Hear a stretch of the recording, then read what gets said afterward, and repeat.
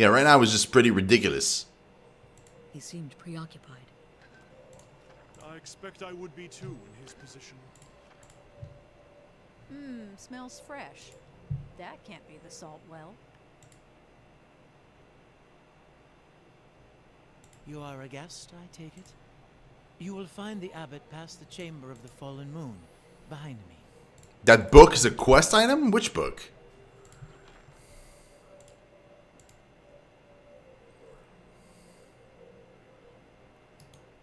Oh, a gift bearer of Andre is traveling along the road where she meets a man in tears, holding a scrap of parchment. "Why do you weep?" asked the gift bearer.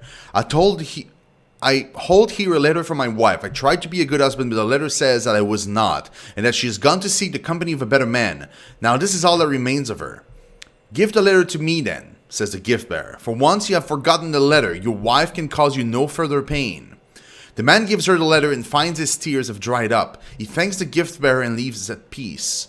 The gift bearer continues on, contemplating the man's story, but does not get far before she encounters an old woman in tears holding a string of beads. "Why do you weep?" asks the gift bearer. "I hold here a string of beads that counted the years of my daughter's life. Sickness took her while she was still a child, and she was denied the joys of a full life, and I the joys of a mother. This is all that remains of her. Give the beads to me then," says the gift bearer. "For once you have forgotten the beads, your daughter can truly rest." The old woman gives her the beads and finds her grief no longer gnaws at her soul. She thanks the gift bearer and leaves at peace. Thinking on the woman's pain, the gift bearer follows the road until she reaches the sea. In her hands she carries the letter and the beads. They are light in her hands but heavy upon her heart, and she is crying. She prays to Andra to allow the objects to be forgotten and cast them into the water. And yet, long after they have sunk beneath the waves, the gift bearer finds herself still weeping.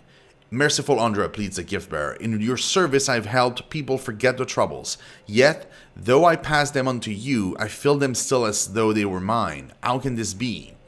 The gift bearer listens to the wisdom of the crashing waves until she understands. To feel the troubles of others in your soul is a burden in itself. However, she has no token to give to Andra to bear it away, for the troubles are not hers to forget. "I give myself to you then," says the gift bearer. "For once I am in your care, no memory may haunt me." And with that, the tide comes forth and embraces the gift bearer, and when it ebbs, she's gone. Well, that's dumb. Hey there.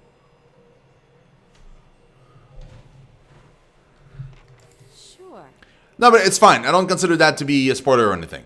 No, and on contrary, thank you for telling me. A thin film of iridescent dust floats on the calm surface of the water, obscuring its depth. Cool. The craftsmanship that gave form to the statue appears too skilled and refined to come from mere mortal hands. Dude, I cannot wait for the sequel. It's gonna be so awesome.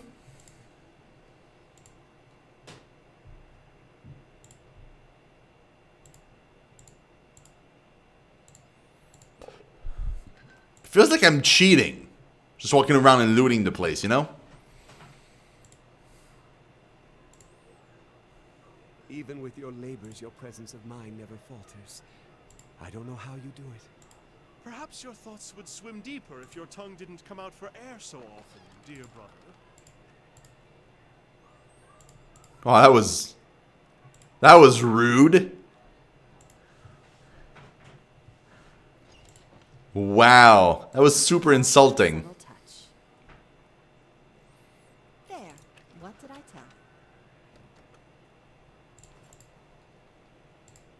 I never knew. Did you hide in the White March after that? Andrat's quarters key. As far away as I could. The Dominels didn't care I was a gift bearer.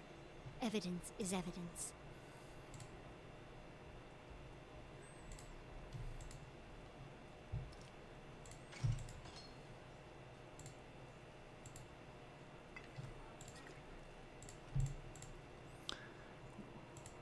Okay. This something.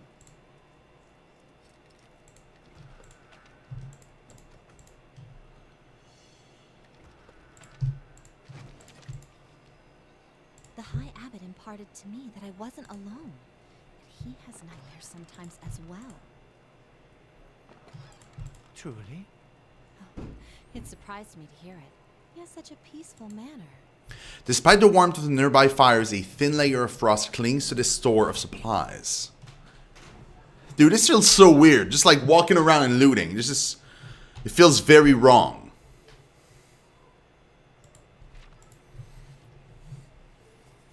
And I don't know what it says about me. The fact that I'm walking around peacefully and I find that wrong. And if I were walking around just murdering people, I would find that normal. And what do we have here?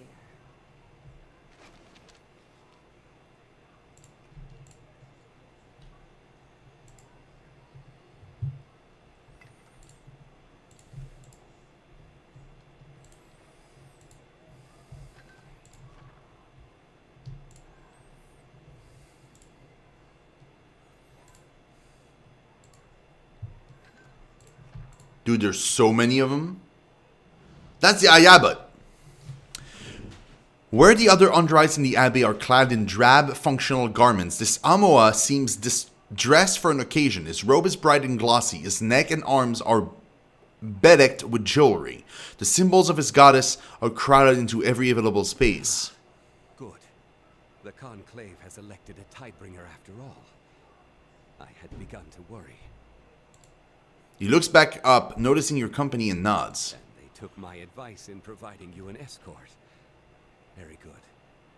I am sorry I could not make your journey easier. I am Kauto, the High Abbot. He bows. I came as soon as I could. And just in time. The May Queen's tide is nearly past its peak. Much longer, and we'd have had to wait another year. The rules of the Rising are quite clear on that, unfortunately. When you are ready, we will begin with the recitation.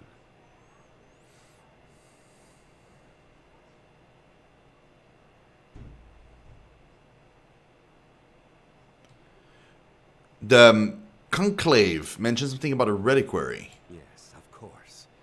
I would not pass my station to you without passing that knowledge as well. It is the Abbey's most sacred chamber. When the Rising is complete, I will take you there myself. In fact, the ritual demands it. About the recitation. You seem nervous. The Conclave chose you for a reason. For a devout follower of Andra, the answers will flow naturally to you. I remember my own Rising. The Conclave sent me on the same exhausting journey. When it came time for the recitation, I could not remember a word. But it all came back in time. Our goddess smiles upon the forgetful. He taps a large golden ring with a wave insignia as though it were proof. Our library is open to you, as are the grounds outside. There is a beautiful mural out there that you should see, if you haven't yet. And you may, of course, speak with the gift bearers here, if it helps your recollection. Take your time and examine these things before your recitation. I understand, Hayabut. I know you will not disappoint when the time comes. How did you become the High Abbot? I was elected by the Conclave, as you were. But you already knew that much.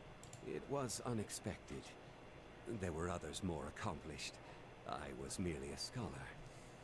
But they each had their faiths called into question. And no one could find cause to doubt mine. He smiles proudly, exposing for the first time yellowed, worn teeth. He seems conscious of your gaze and quickly hides them again. It was such an honor to become one of Andra's most trusted servants. It was hardly a choice at all. Okay, farewell. I want to save first.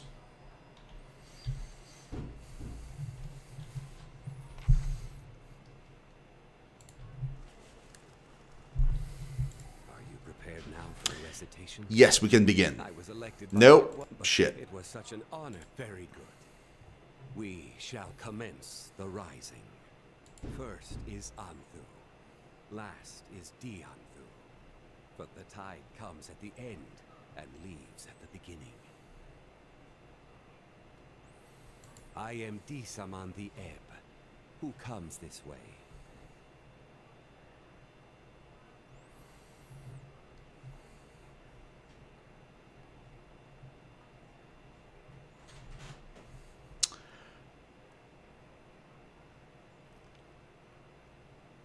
I am Saman the Flood. I'm the Tidebringer. Meneha elbows you in the ribs and looks at you The sharply. gift bearer comes to D-Saman and asks him to bear his burdens away. What token do you offer, gift bearer?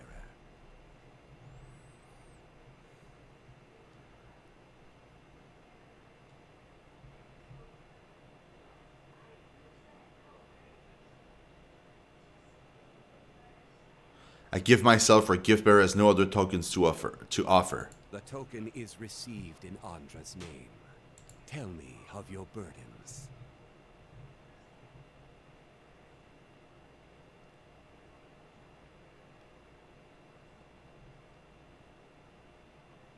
I bear the weight of the memories of others.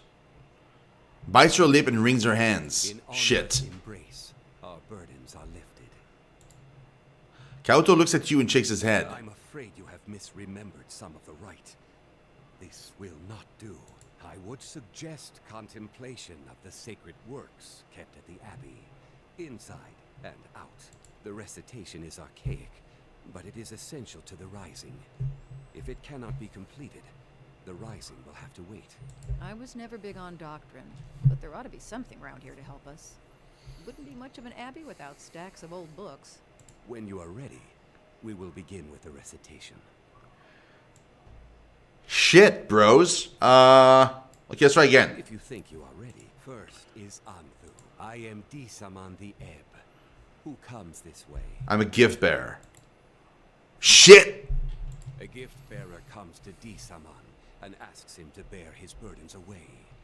What token do you offer, gift bearer? The token tell me of your burdens.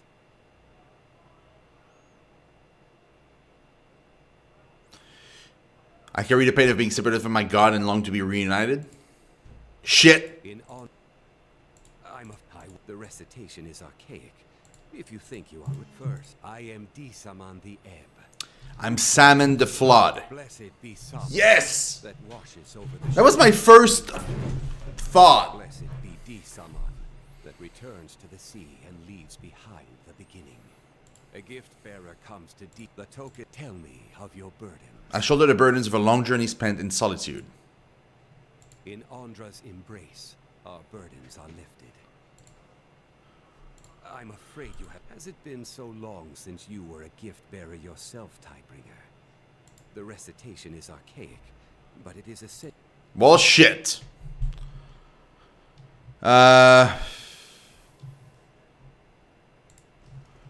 Is there no gift bearer anywhere?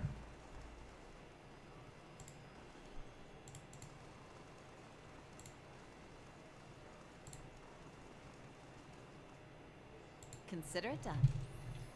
Give me a real challenge.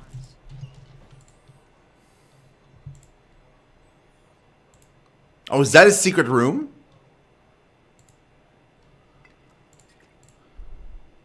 There's something you don't see every day.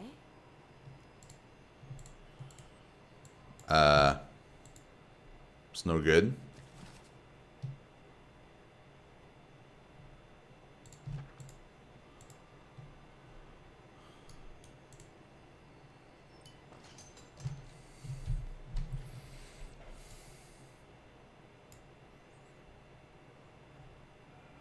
Hey.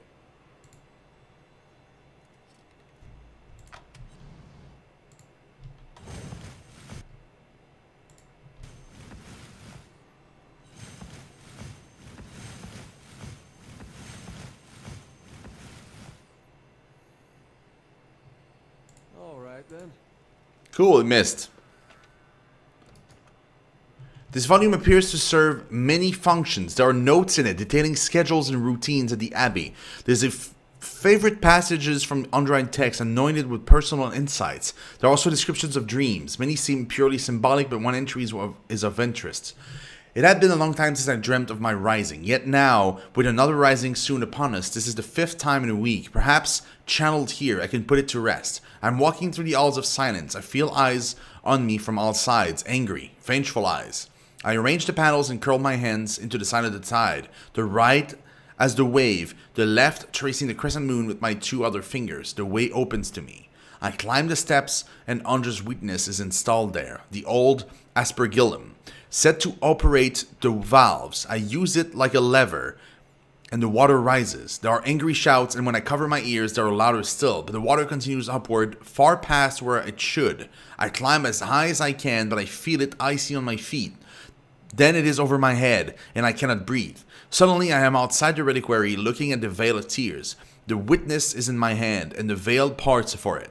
I step through to the one place in the abbey I feel protected. Only when I pass inside, I come out in total darkness. I call for help. I'm shouting, screaming for help. There is no answer. I stop. I sit there in the dark, waiting for what seems like ages, and then I realized I don't know who I am.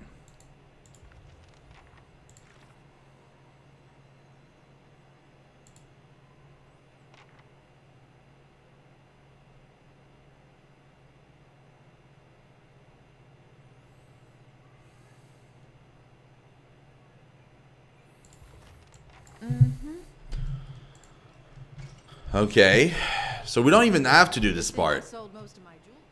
Like, we can totally just bypass it, which we honestly probably will.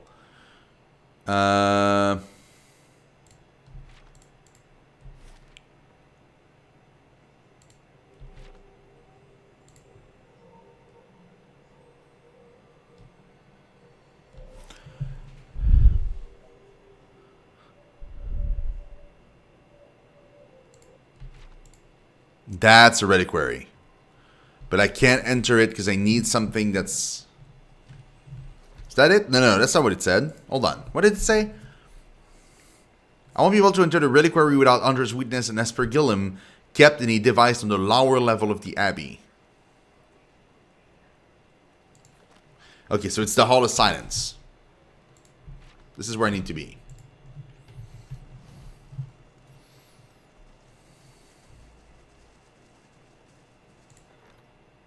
Oh! It took Sayedi more than 3 attempts to contact the Glenfallen of the White Winds without being attacked. When Amaya was finally able to speak with the elders, she wrote down their stories about where the Glenfallen had come from, how they had arrived at the bottom of the world so long ago. Getting access to the sacred Adra sepulchre of the Aedir emperors, the In Sicthrua, involved more than a little trickery. Even though Amaya was only able to speak with the spirits of the dead emperors for a few minutes, it was enough to complete that portion of her research. The wise ones of Air Glenfath, the Rio, entertained Amaya's request, but they questioned her for days to ensure that she would not share their sacred secrets, nor portray their people in a bad light. The Rio passed on their stories on the early days of Air Glenfath, how they had arrived there and how they had received their instructions to guard the Ingwithan ruins for all time. Satisfied that her research was complete, Amaya returned to Rautai to pen her final chapters and have them copied by her scribes. Though it will be several years until any complete copies emerge, she gifted Sagani with a condensed codex of her essential work, including a large number of spells that had been enchanted into the last few pages. Huh. It's a pet?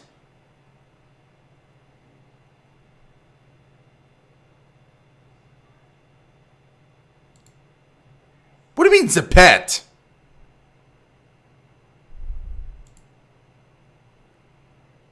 It's a pet and it has a few spells, but it only has 1 charge of each. Well, that's kind of sucky. Ugh. It's kind of garbage. I mean, you have 1 copy of each, and then it's over? Like, what's... Nah, I'm not going to use that. Mm-mm.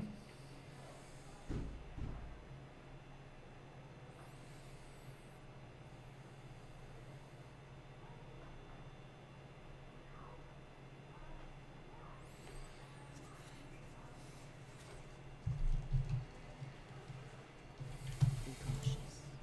Be constant. Mind your center. You always knew this time would come.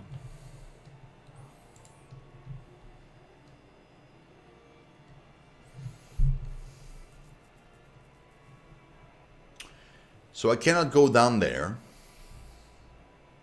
but I need to go down there.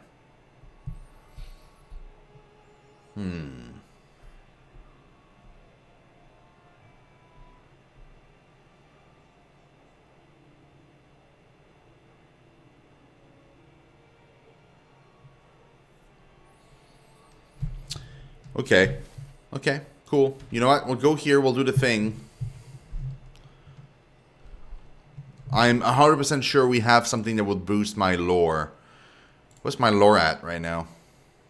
Ugh. Yeah, it's not gonna happen. I can't go from like 1 to 10 lore, you know?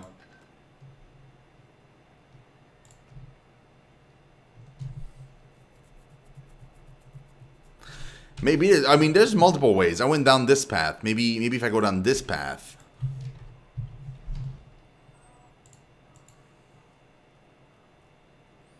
I need 10 lore to complete this.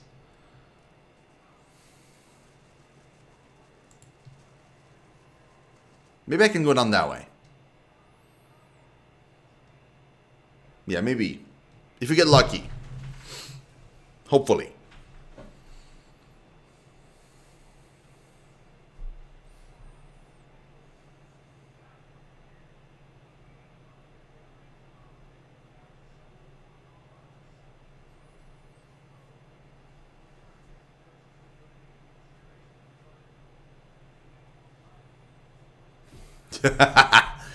You ain't getting my lore.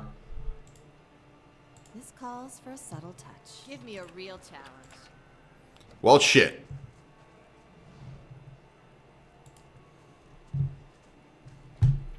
So I can't go that way either.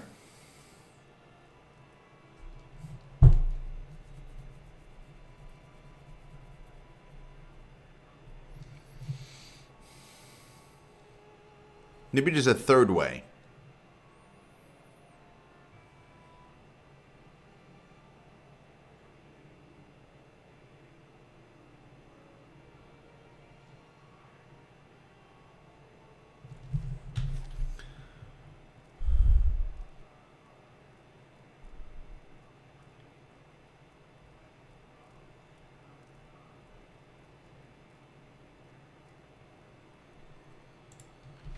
We've not been in here.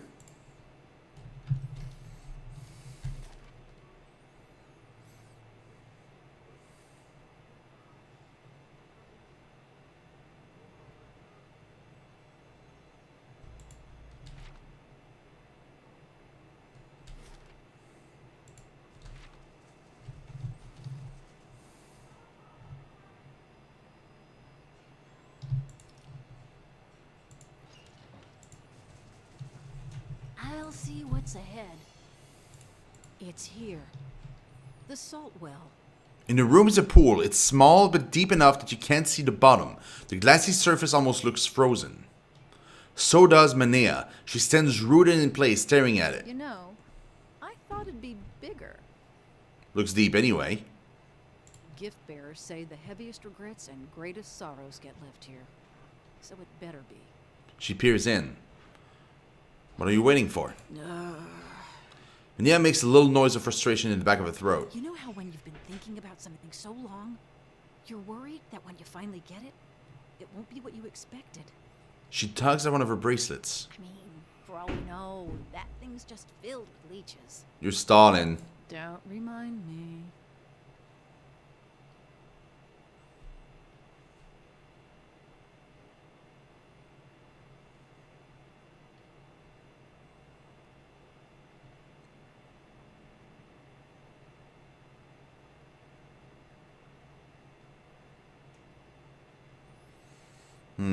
What if your memory of the massacre has prevented you from committing a similar crime? That was my soul, but it wasn't me. I was a different person, shaped by a different past. I don't think I could do anything so awful now. Her hands are clenched in front of her, and her brow is furrowed in determination. Despite it all, she sounds like she's asking a question.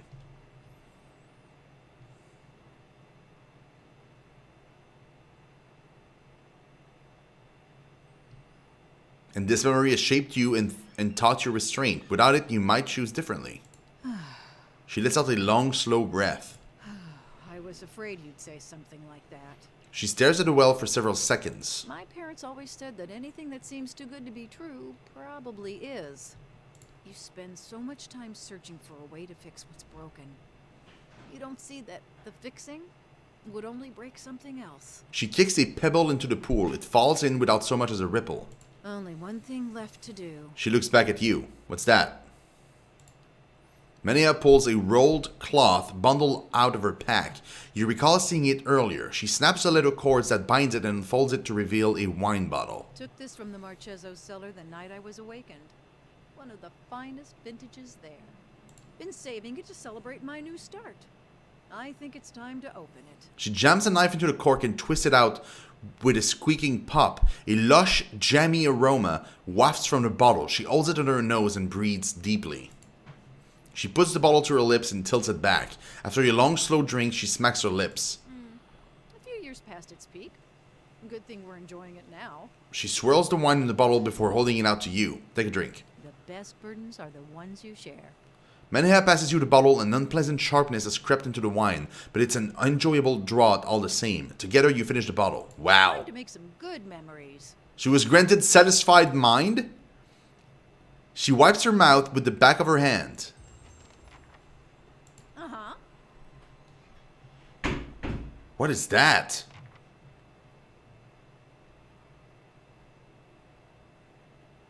What is satisfied mind? Tell me.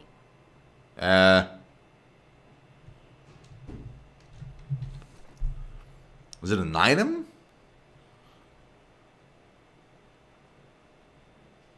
No.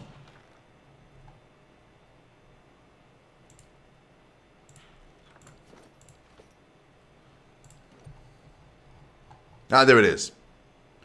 Plus to resolve. Cool. Hey there. Eyes open. I see where you're going with that. Give me a real challenge. Saint Wigeld's Cudgel. A strictly devoted follower of Vorica, Wigeld was haunted by dreams of criminals committing horrific acts of violence, only to escape punishment or receive one that was unduly light. She came to believe Vorica was speaking to her through these dreams, demanding these people receive justice. Wigeld found these criminals in hideouts and homes, and very often in jail, serving inadequate sentences. She would steal into these places, which were frequently under heavy guard, find her way to the criminal, and pronounce the judgment of Vorica. Her incredible knack for reaching these places were in some instances later declared as miracles when she was canonized. If the criminal was lucky, it would only mean disfigurement, but most were executed on the spot by Wigeld's cudgel. Eventually, Wigeld's reputation spread too far, and many criminals that feared her began to set traps and issue bounties. When she was finally caught, she was clubbed to death with her own weapon. It is said that with her final words, she declared that she was a murderer and that she deserved this fate. Saint Wigeld's cudgel is a simple spiked club with a leather-wrapped handle. The wood itself is irreversibly stained reddish-brown with the blood of criminal. Inflicts persecuting for 6 seconds on hit. What the hell is persecuting? I don't even know what that is.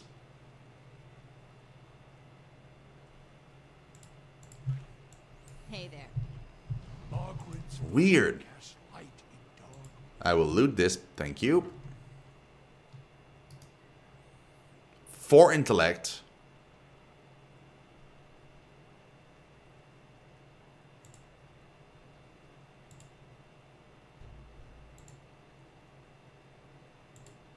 Huh.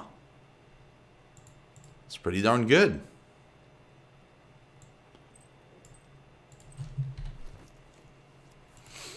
Do you have anything that gives intellect? Yes, your hat.